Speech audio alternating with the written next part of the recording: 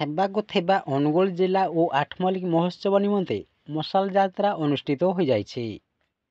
ମହୋତ୍ସବର ବାତାବରଣ ଅତି ଆନନ୍ଦ ଉଲ୍ଲାସର ସହ ଅନୁଗୁଳ ଜିଲ୍ଲା ମହୋତ୍ସବ ଏବଂ ଆଠମଲ୍ଲିକ ମହୋତ୍ସବ ପାଇଁ ପ୍ରସିଦ୍ଧ ଶୈବପୀଠ ଦେଉଳଝରି ପ୍ରାଙ୍ଗଣରୁ ଆରମ୍ଭ ହେଲା ମଶାଲ ଶୋଭାଯାତ୍ରା। ସ୍ଥାନୀୟ ପ୍ରଶାସନିକ ଅଧିକାରୀ, ଛାତ୍ରଛାତ୍ରୀ, ବୁଦ୍ଧିଜୀବୀ, ବରିଷ୍ଠ ନାଗରିକ, ସମାଜସେବୀ, ସାମ୍ବାଦିକ ବୃନ୍ଦ ଏବଂ ଆଠମଲ୍ଲିକ ଅଞ୍ଚଳବାସୀଙ୍କ ସହଯୋଗରେ ମଶାଲ ଦୁଇଟି ଶୈବପୀଠ ଦେଉଳଝରି ମନ୍ଦିରଠୁ ବାହାରି ଆଠମଲ୍ଲିକ ନଗର ପରିକ୍ରମା କରାଯାଇଛି। ନଗର ପରିକ୍ରମା ପରେ ଆଠମଲ୍ଲିକର ଅଧିଷ୍ଠାତ୍ରୀ ମା ମାହେଶ୍ୱରୀଙ୍କ ପାଖକୁ ନିଆଯାଇଥିଲା।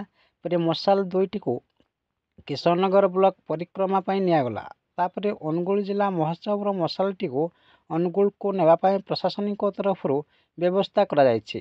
ଆସନ୍ତାକାଲି ମହୋତ୍ସବର ଉଦ୍ଘାଟନୀ ଉତ୍ସବରେ ମଶାଲଟିକୁ ମହୋତ୍ସବ ହେଉଥିବା ପଡ଼ିଆକୁ ନିଆଯିବ ବୋଲି ସୂଚନା ମିଳିଛି। ଆଗାମୀ 9, 10, 11 ତାରିଖ ଆସନ୍ତାକାଲିଠୁ ଧରି 3 ଦିନ ମହୋତ୍ସବ ପାଳନ କରାଯିବ। ତେଣୁ ଆଠମଲ୍ଲିକ ମହୋତ୍ସବ ପାଇଁ ଆଠମଲ୍ଲିକବାସୀଙ୍କ ମନରେ ଏକ ଉତ୍ସାହ ହେବାରେ ଲାଗିଛି। ଏହି ପ୍ରୋଗ୍ରାମଟିରେ ଓଡ଼ିଶା ବା ଓଡ଼ିଶା ବାହାରୁ ନୃତ୍ୟ ପରିବେଷଣ କରିବା ପାଇଁ ଜିଲ୍ଲା ପ୍ରଶାସନ ତରଫରୁ ଆୟୋଜନ କରାଯାଇଛି।